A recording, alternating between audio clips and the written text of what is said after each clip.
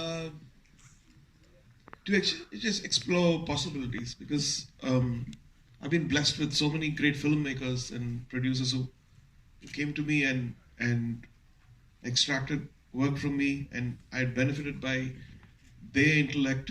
And as a team, we produced so many albums. But then I felt like after going to Hollywood, I thought, why don't we do something and see, explore, go even more further? Because when a creative person thinks about a story or what could be done with music, it could get dangerous. Absolutely, but a creative person producing a movie starts talking money, so that could also get dangerous, did it?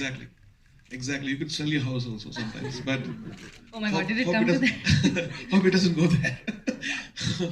We have to be super careful. And I have a lot of friends who advise me, and we have a great team. And Vishwesh is a musician himself, and he's a filmmaker, and he has taken my vision much further. And is extracted. I put him into deep trouble a lot of times. I've given him new faces. Like Ehan has been shaped up by Vishwesh, and when you see the movie, you'll understand how he's acted, and it's amazing to extract something beautiful from new people and the legends like Manisha Koirala, Lisa Lay. I want to take sorry. Yeah, Ishan. Yeah, no, I wanted to take a moment to ask you. Yesterday, I heard you talk about how you were trained, and it sounded very grueling, your entire training and workshop session. Do you wanna divulge a little bit more about that? Everyone, thank you for coming here today. My name is Ehan, and I just finished shooting for this film recently. It's been an unbelievable educational learning process anyone can have in their lifetime. And I've realized not only what it is to be an actor, but to realize the importance of making movies and music every time I'm with him. His quest for learning is incredible. He's always hungry for more. He's always trying to push the boundaries. He's always trying to push the limits. I mean, he's phenomenal. When I got selected for the film, it was Rahman sir's idea to send me to Chennai to learn piano. So I went to Chennai to Rahman sir's KM Music Conservatory, and I was there trained for 1 year.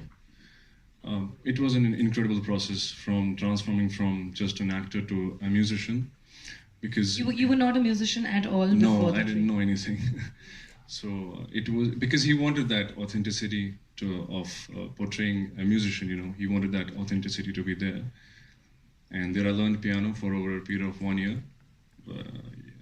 It was incredible. Like being in Chennai, it never felt from home away from home, because the way they treated me, I would say he treats his son the same way like he treated me, And being with him so bad. And being with him for associated with him, working with him for 3 years, it's like a dream come true, I realized apart from him being a great artist, he is a wonderful human being, he is my role model. And one great thing about him is he would talk to anyone in the same way, if it is a janitor or anyone, if it's the richest of any guys, he talks to everyone in the same way. Sounds like a very human first approach, really. Vishwesh, I want to ask you, he said that anything stopped for a year. The thing is that I would rather a person not fake it when we're actually filming it, than because you use a lot of trickery often, even with stunts and things like that. So when it's about something as sensitive, and I mean, let's not make any mistake. It's R Rahman getting into movies, so you can't fake the music there. Yeah, that would be a cardinal error, So I don't think that there was any question about the fact that it was not just Ehan, but Ehan's the best friend in the film, a boy named Tenzin, who's sitting right there, was also. Can you wave so we know who that friend is? Woo!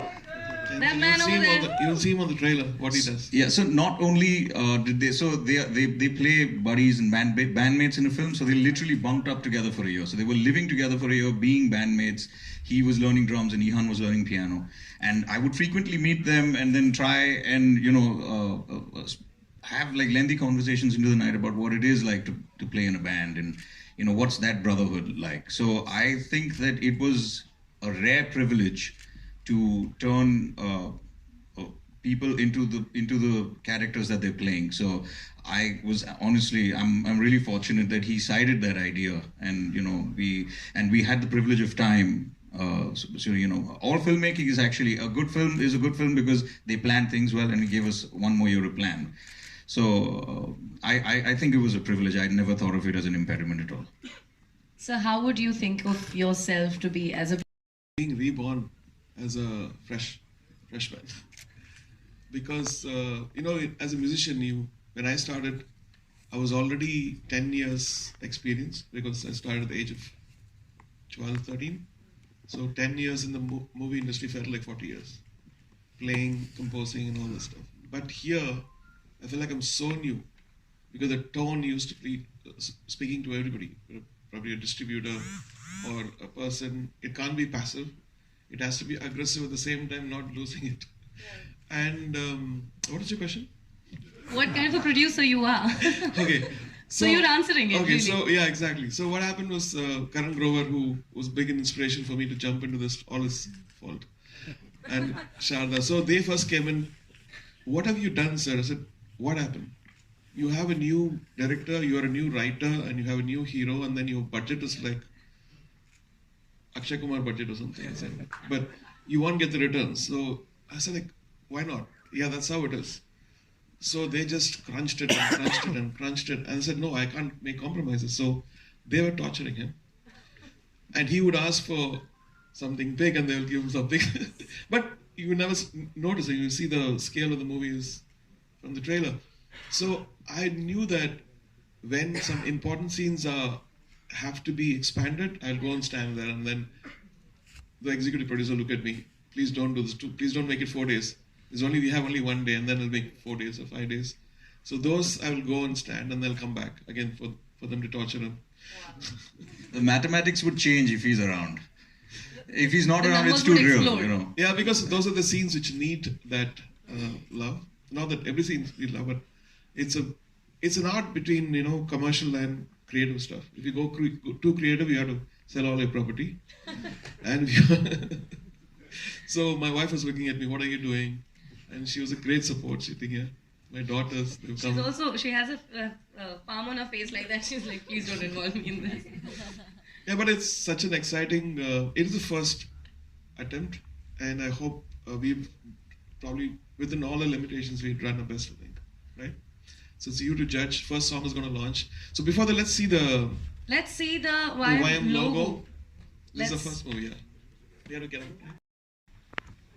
It's like a fairy tale. The idea of this thing came when I was high up in the sky on the Emirates flight to LA, and I was thinking, why don't we do a story like a fairy tale where what if a guy has to compose 100 songs to get a girl? And then I said, 100 is a big number. Maybe make it 99. And then you know what happens to the other song once you watch the movie. Great. And because we have many things, like you have to beat this guy, kill this guy, and you'll get my girl, or you have to destroy this, or you want to, it's all negative. So I was thinking, what if you take music and make, or you have to climb this mountain to do this. So why can't it be a song? Because as a composer, I feel like sometimes, you get songs easily. Sometimes you have everything, but you don't even get an idea. And it's torture. It's very humiliating within yourself to not get that perfect idea. We go through that. All creative people go through that stuff. The biggest and the smallest. You see the biggest filmmakers getting humiliated, and the biggest musicians getting humiliated because, band releases an album and then nobody likes it. And it's not as good as your previous thing. So you're constantly being tested. And so the work which is needed is not just physical. It's spiritual, it's mental, it's psychological. And I wanted that pain to be understood by normal, I wouldn't say normal, like everyone. So that's what.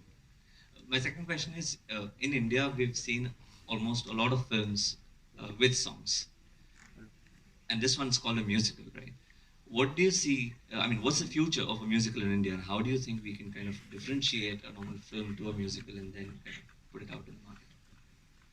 I think this film has come in the right time. Now, whole of last year I've been hearing people complaining, why are the remixes coming? Why is so much of rap happening? And so all of them are good, but when it crosses the limit, it becomes an irritation. And so this movie coming this year is probably the best time we ever imagined. So we are very lucky. And it also depends on the support people are going to give. Because people are always complaining there's no original songs. We have 14 tracks or 15 tracks in this album. Let's see how well they receive it. And that encouragement would force us to do even more beautiful music and make even more beautiful movies. Thank you so much. And she started writing stories, and they were very, very sad stories. So I said, why do you want to write sad stories? So I wanted to go opposite. The inspiration actually, what is the question again? Sorry.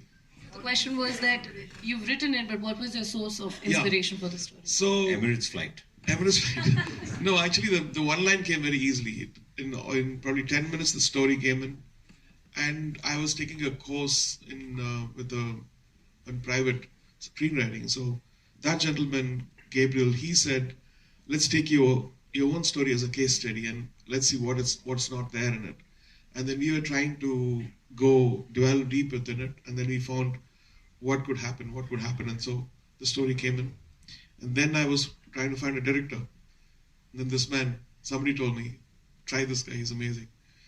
And so I saw his stuff, and he was as crazy as me.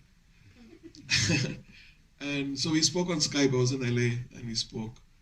And he has his own zone. It's indie, and he's very forward thinking. But I'm a very commercial person. So we had this tug of war constantly. And don't go too dark, come here. And so it is a balance you should see. And all the classy stuff is his stuff. All the masala is mine. Rahman ji, Sanjay Mishra from Navbharat times online. Music के सारे instrument आपके काफी करीब हैं, लेकिन piano से आपके दिल के सबसे ज्यादा करीब है, ऐसा मैं देखता आया हूँ आपकी बातों में भी. और आप हमेशा से अदनान सामी के साथ भी कुछ जुगलबंदी करना चाहते थे. इस फिल्म से मेरे को पियानो फिर से एक बार आ गया दिमाग में. तो वो कभी हम देख पाएंगे आपकी और अदनान की जुगलबंदी, क्योंकि पियानो आपके दिल के सबसे ज्यादा करीब है. Sure, absolutely. Adnan is a fine player. He's got a heavy Indian classical bass. So his style is very Indian classical, which is phenomenal. And maybe in the future we will do something together. अगर आप वो इनके KM conservatory school में आप 2 दिन बिता देंगे ना, तो आप भी पियानो बजाने लग जाएंगे. नहीं, मुझे भी बहुत पसंद है. Everyone. So I spent nearly a year in KM Conservatory, and then I used to train for like about 8 hours a day, and then I didn't take Sundays off as well. And then there was a time when can I tell them? Yeah.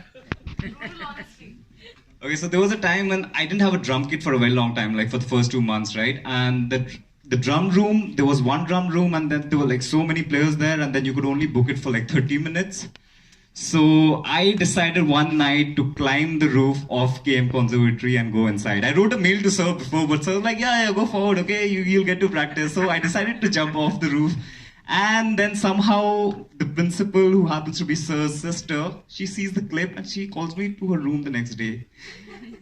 And then she was like, you did something, no? I'm like, yeah, because like I hardly get in time, and then I left my academics to be a drummer, so I really need to get into the skin of the character. So yeah, that happened. Yeah, did you break any rules? He didn't tell anybody that Tenzin did that. Yeah, actually, he's right. इहान, अपने बारे में थोड़ा सा बताइए ना, आप कहाँ से हैं, क्या पढ़ाई आप कर रहे थे, कहाँ? I can't reveal too much about it, but I'll tell you that there's something that we try to do in this film is that there is a sense of grace and guidance that like, you know, me as an audience member, I've seen I've grown up watching people like Manisha Koirala on screen, and when you actually meet her in person, particularly when I'm in the position of a director and I meet her as an actor in the film, I still see her as a force, someone that's been an entity within the Hindi film industry or the Hindi storytelling, realm, and we used that kind of grace and that kind of seniority for her to be a kind of a quote-unquote guide, or someone that it provides that kind of guidance or maternal grace in the film, because she is that way in person as well. Like, if you do meet her, you will sense that this is a person who's lived an incredible life and has an enormous amount of wisdom and that exactly the two words, which is maternal grace. And I it was easy because she comes with it, and the minute she stands in your frame, you hardly need to give her any lines. It already sort of scintillates. So I merely nudged the lines out of her, and the rest of it was her presence itself. I have a question for you, sir. Listen to it, because what it does is encodes all these different vibrations and dimensions of the sound into stereo. Into 2 tracks, and so the stereo doesn't sound like stereo anymore. It's much more expanded, and because we are desensitized by so much of content coming in, I think it's important to put sound up a notch, and Dolby Atmos is just doing that. And Great. So while creating the music, did you have any special Yes. experience? Yeah, there are more tracks and more ambiences, which is usually panned to the surrounds, and all that is going to come encoded in stereo. So you don't need multiple speakers, and you'll feel that in the stereo. Mr. Rahman, Abira, you're from the Quint. I wanted to ask you, why did you choose to make the film in Hindi and not in Tamil? Why not? Wife loves Hindi. Pleasure is all mine, but just a question. Because Hindi, I'm from South, it's very easy for me to make a Tamil film. And the story somewhere is, I felt like, it's pan-Indian and not just South-centric.